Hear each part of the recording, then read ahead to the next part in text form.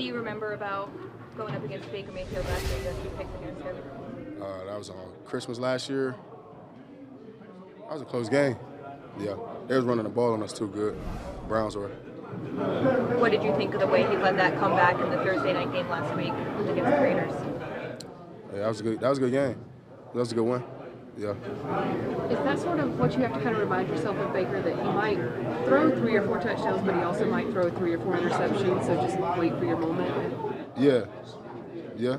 I mean, Baker's a good quarterback. Yeah. When the main time you face someone, you pick him off 4 times, but he's had kind of a rough last calendar year. Then he comes back and leads 2 fourth-quarter touchdown drives. What does it take for someone to come into a new system like that and 2 days later just be able to pick it up and go out there and ball? I think that's the beauty about like the change of scene for him. You know what I'm saying? All the stuff that he did before he got there don't really matter. It's about what he did when he was in a Rams jersey. So I think it was just a good outing for him that he had with a new team. So. Did you watch that Thursday night game live, or did you? Oh yeah, no, I watched it. I watched it live. Were you thinking in your head, "Oh, this is the offense we're facing"? We're gonna face. Yeah. I was just trying to see the difference thing they got, because I know they got a couple guys out. Cup, Allen Robinson is out. So I just watched them just to see what they do. So when they have Cup and Robinson out, you're not facing OBJ this year. A little bit different wide receiving core that came in here last year on Thanksgiving weekend. How do you prepare for these guys? What do they do well still within this offensive scheme? Well, the same thing. They just plug guys in, and it's still the same scheme. They're not going to change it too much based on the guy. They're just going to put different guys out there and just make it work. I mean, everybody has 1s, 2s, 3s, and they all practice the same way. So when guys do get hurt, it's easy just to plug somebody else in and just keep it going. Speaking of just plugging somebody else in, Van Jefferson has been able to get deep on you a couple of times. Like, what is the threat he possesses? What do you have to watch with him? He just got the sneaky speed. You just got to watch out for him. Some people actually think he's a little slow, and he kind of he bursts right on you and he get right past you. So you just got to always keep your eyes on him. So what's been the best part about having Keyshawn in this locker room this year?